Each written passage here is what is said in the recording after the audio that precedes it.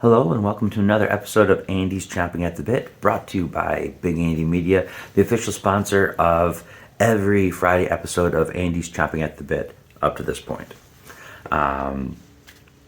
So today's topic that I'm going to be discussing is actually sexual assault. And so the reason I'm talking about it today, well, there's a couple reasons. The one reason is April is National Sexual Assault Awareness Month.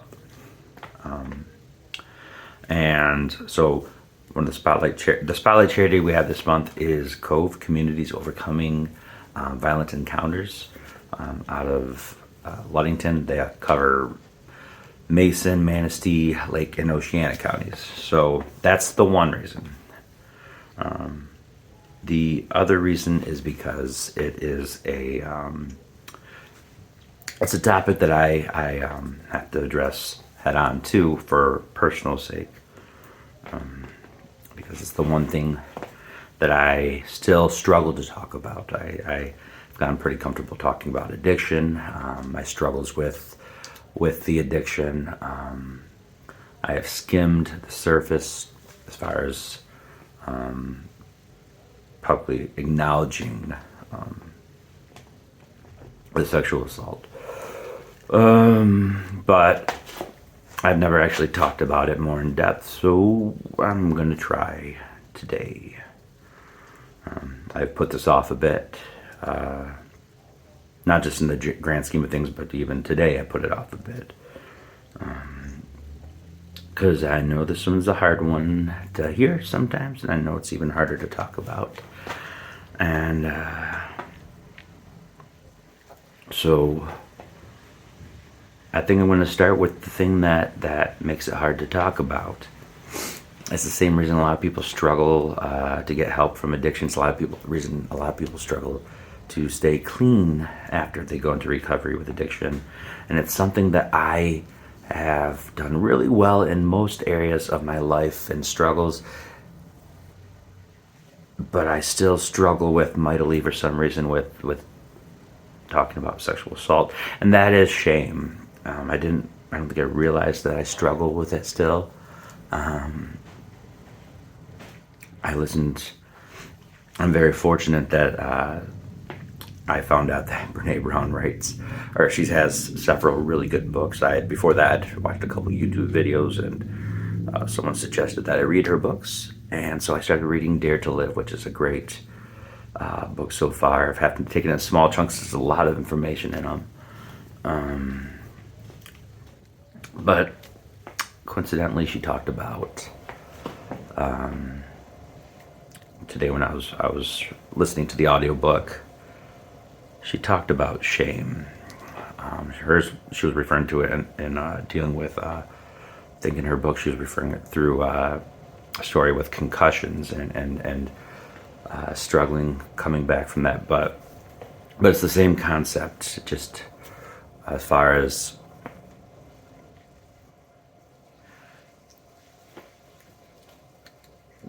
when you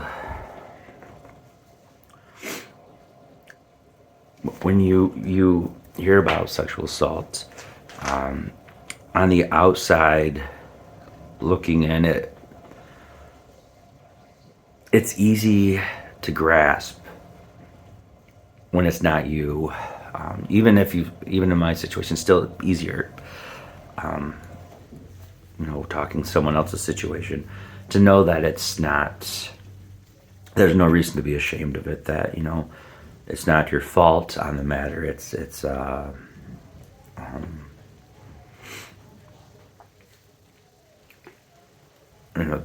you didn't do anything wrong about it.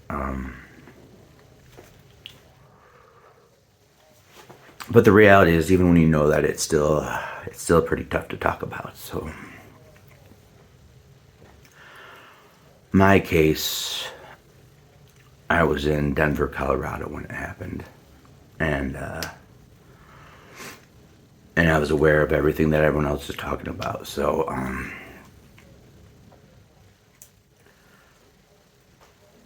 the reason it's tough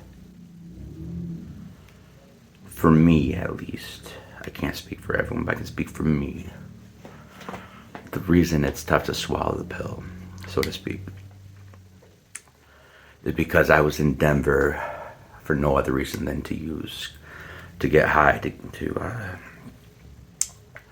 do my drug of choice, which was crack cocaine. And I wasn't happy with the product that I had currently was getting, and so I decided to venture out and try finding someone else who had something better.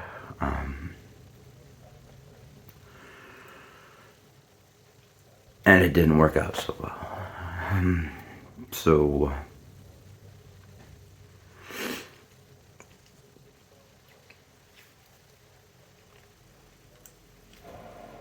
I'm sorry I can't talk too much on the details right now, but someday I will, but not today. But I can talk about it afterwards. So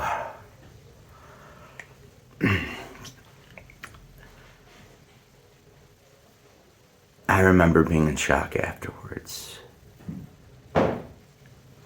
And I remember not wanting to live at all afterwards. I mean, at all. And I tried killing myself. Fortunately, unsuccessfully, but I tried, and I was sincerely trying. I wasn't crying for help. I really did not want to live.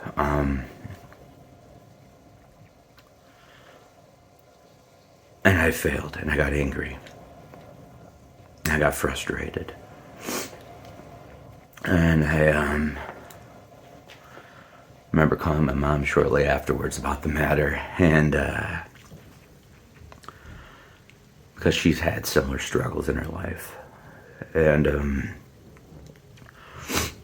she told me to stay placed, and she called Denver police, and they found me sitting in my car along the side of the road. And they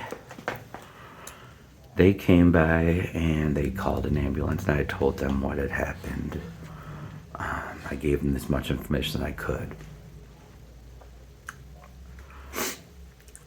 And so ambulance came, they took me to Denver Health in Colorado. It's one of their hospitals, because aside from the sexual assault, I was also feeling suicidal. And I got to stay there for about 2 hours before they kicked me out at, maybe it was 3 hours, but kicked me out at like 1 o'clock in the morning. Apparently sexual assault and suicidal tendency or thoughts isn't severe enough in that situation. I guess they had other people struggling more. So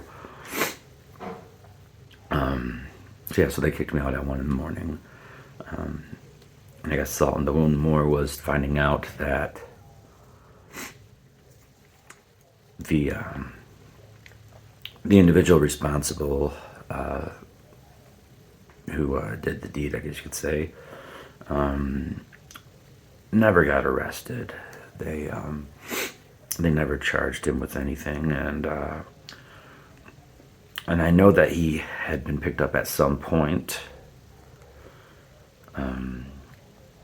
for, I think, driving without a suspended license. So it's not like they didn't know he was there. I just don't think they filed the report to begin with. I don't know completely. It's I guess speculation at this point.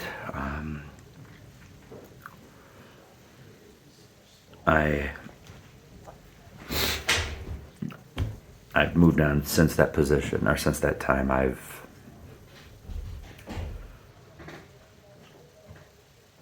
I've fairly recently, within the last year, forgiven the individual involved, and so that's helped. But it doesn't stop the problem. It doesn't just go away. The scars are still there. So it's learning to live with those scars. and I'm slowly getting better at it. Maybe someday, well, I know someday, I'll be able to talk about it a little more in depth than I can right now. But I had to say it at least because this is the month, and I figured this is the perfect time because there's a lot of other people that are struggling to speak. And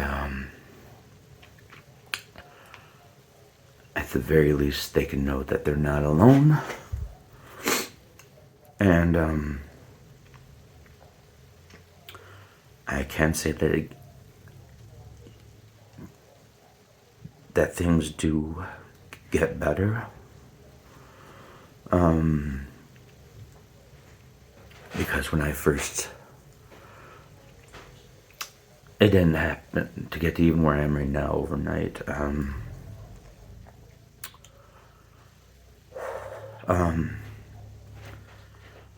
It took a while for the suicidal thoughts to go away. I had attempted multiple times, multiple different ways, and fortunately failed each time. So those did go away over time. And I couldn't talk at all about the topic for a long time.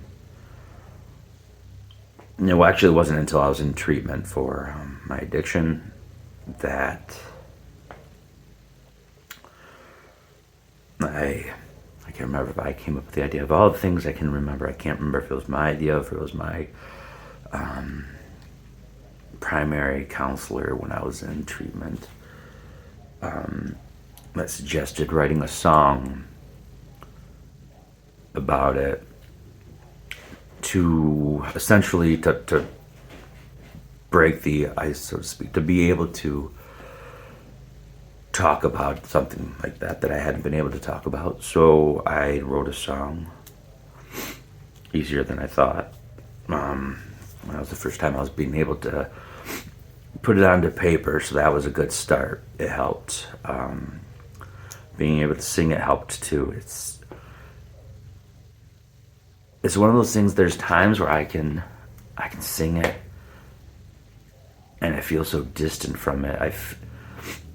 I almost feel guilty when I sing it, and I don't feel any emotion from it. It's an area I really need to look into and talk more as far as therapy goes, because it is a tough subject, and that's one of those things I struggle with. I don't know how come I can fix it in one area, but it sticks around in another, as far as that subconscious shame. It's not the conscious side. The conscious side knows that I'm not that I can't hold myself responsible in any way for something someone else did. I know that I'm not responsible as far as his actions, but I also know, unfortunately, that I was in the wrong place at the wrong time. And so the subconscious part is the part the other part that won't let go. I feel, as of right now, is the part knowing that I was in Denver for the wrong reasons, and I know that if I wasn't trying to get high, I wouldn't have been there. I would have never ran into the guy, and a lot of other things would have never happened. But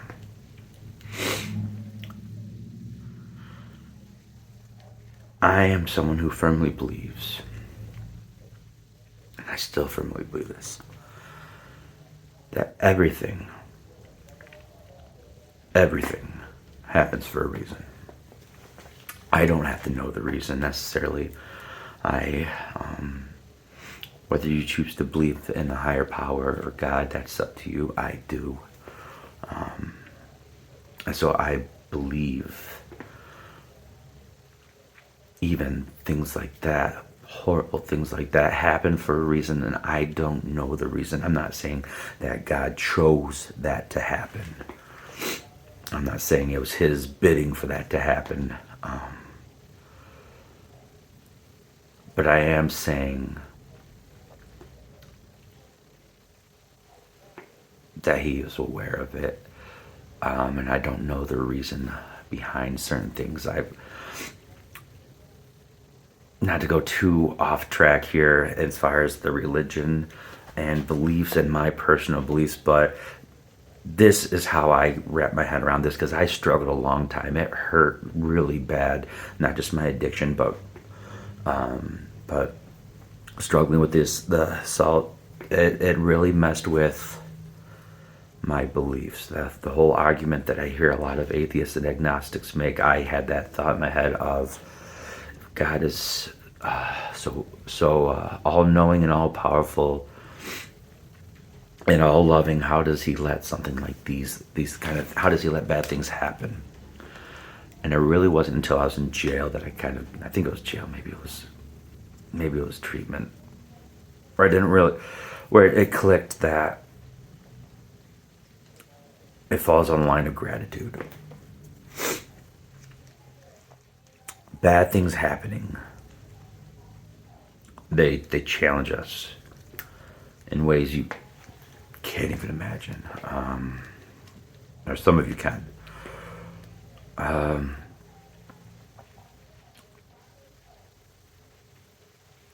if we don't face something directly, we see other people struggling with it. And we have the ability, eventually, if we work towards it, if we choose to try seeing things in a different light, we have the ability to find gratitude in moments. And unfortunately, gratitude doesn't come naturally. There has to be something somewhere, a struggle somewhere, whether it be directly or indirectly, before you can really appreciate certain things. Take the concept of, you can't appreciate the sun if you never, if you never had clouds, if you never had rain, if you never had night. You just wouldn't appreciate it because you wouldn't know anything else. I'm not going to go too much more into that way. So,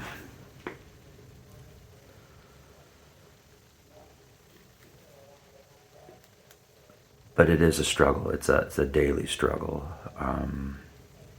Some days much, much worse than others. And you think, though, after that whole moment, someone like me who I struggled with a sex addiction, you think that would probably snap you out of it, that would somehow change that part, or even the addiction itself, the drug addiction, that after that you would quit. But no, that's not what happens. What happens is you actually double down on it. I used more frequently after that. I used much more recklessly after that, if you can imagine that as a thing.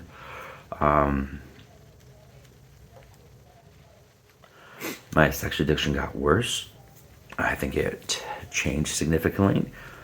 Sometimes it wasn't necessarily for the same motive as previously. All of a sudden, it was almost like it was a form of trying to cover up the feelings of shame, the pain, and the humiliation, the embarrassment from it. It was almost like the sex addiction was I was trying to use that to mask it, to cover it up. It's the same reason for any other addiction, except for this one was a lot more direct. So that was my way of trying to forget it. I figured if I had enough consensual, positive moments, that somehow I would forget the bad one, or all of a sudden it wouldn't be as bad because I'd have all this other. I don't know to this day completely the rationale I have behind that that series of how it got worse, how I jumped off the deep end, jumped into the deep end, I guess it would be, jumped off the cliff.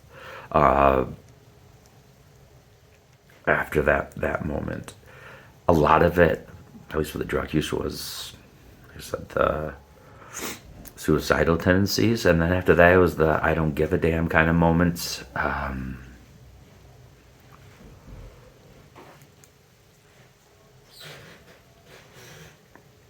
If I'm being completely honest, I don't know how I'm still here today. But I am grateful that I'm here today. I did not see myself getting to this point. I distinctly remember October 25th, 2020 was the day that everything happened. And I remember on my birthday of August 2021, I turned 33, and I was confident that I was going to die at the age of 33 after that. I mean, part of me was scared to death, the other part of me was kind of hoping, and both for the same reason. Two of the idol people that I looked up to in the entertainment world, John Belushi and Chris Farley, they both died of drug-related deaths, overdose, and they both were 33 when they passed. And so in a weird way, I was scared, but also expecting, and a lot of it shot off from that moment. So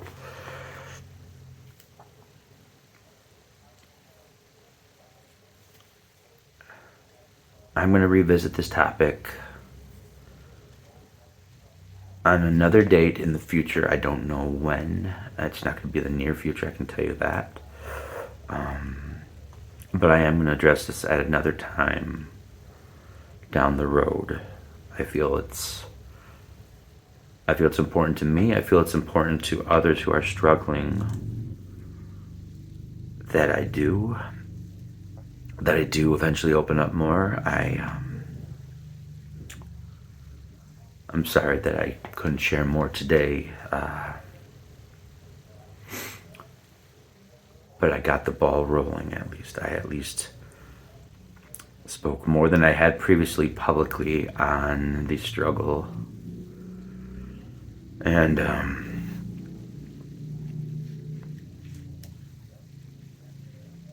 it's going to get better, so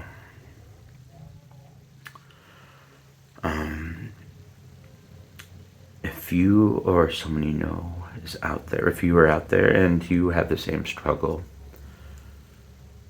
know you're not alone. Please know you're not alone. Know you're not the only one struggling. Know you're not the only one who had those irrational thoughts afterwards.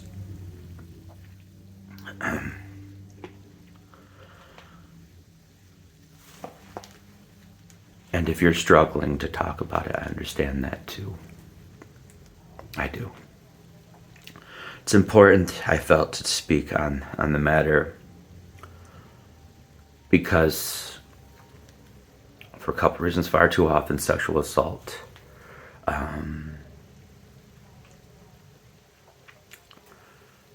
survivors get ridiculed publicly, and far too often people label it as a female-only issue, and it's not. Or they label it as, only weak people, and that's a lie too. I think that was what's so tough about it, is when you're strong, and then you have a moment where you're so helpless.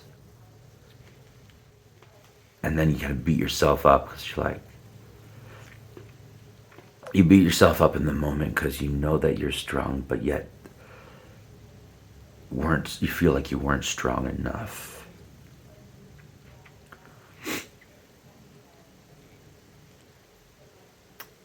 but I know that's not true too. There's only so much one person can do. One-on-one, you have a chance. If you see them coming, at least. If you're lucky. But that's not how things work all the time. And I feel it's important also that people know that guys can be and are frequently victims of sexual assault. In fact, for physically sexually assaulted, as in contact-based, 24.8% of men report that they have reported that they have been sexually assaulted at some point in their lifetime. That's nearly 1 out of 4. And that's only those that have been courageous enough to admit to it. And it's hard for anyone to admit to it. It's hard to open up to it. You wonder why people don't talk right away, because it is not easy. Here it is 5 years later, or 4.5 years later, and I am still struggling to talk. But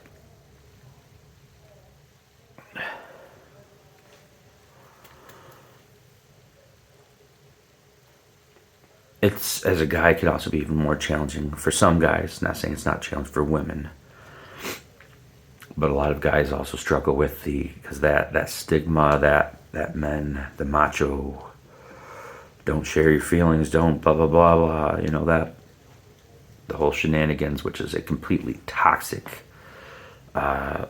attitude, is completely dangerous mentality. It kills more people than it saves. Nothing macho about struggling and suffering and not improving yourself, not working to get help. That's not toxic. That's psychotic. Or insane at the very least. But I feel it's important that someone speaks up on the matter. And so I did just now. I wanted to do it earlier in the day, but I know I needed to do it today. And so I made sure to tell some people that I was going to do it today, so that way I had a fire under me and I couldn't back around. So, glad I got that off my chest a little bit. And like I said, I'll address it again more in depth at a later time. But that is your daily biscuit for today. Sexual assault. I do want to say that tomorrow I will be performing again. I will be doing the last Singing for a Cause performance for this month on behalf of COVE, Communities Overcoming Violent Encounters. I will be opening the show off just like the last performance. Instead of my traditional opening, which is just for today, the song I wrote about recovering from addiction. The song that I'll be opening with again this month will be Me Too. I think the title and context of this topic, I think that kind of explains the song, and it's fitting for this month. And it needs to be heard. I don't care if I never make a penny off of it. I feel certain songs need to be heard. It's not about money, it's about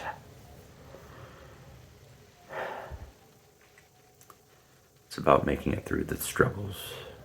And doing it alone is not possible. So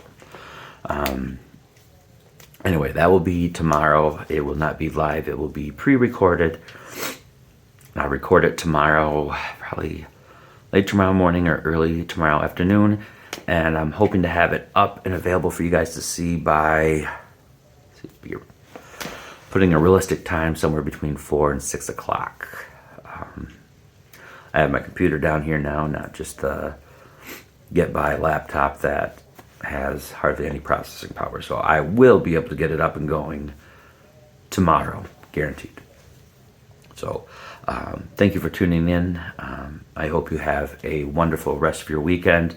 If you are struggling, as I mentioned, I hope you're not alone.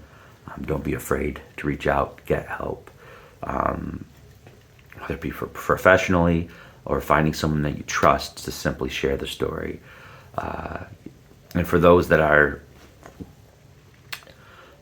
of you that haven't struggled, or maybe you have and you're hearing someone talk and share their story with you,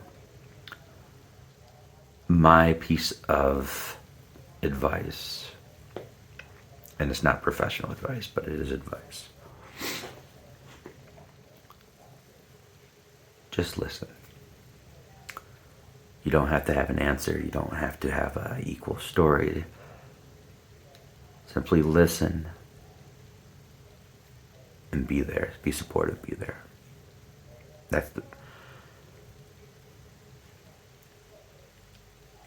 Letting people know that you're there. Letting people know that it's not their fault. And helping people get the professional help they need. That's what you can do. With that being said, have a wonderful night. Take care.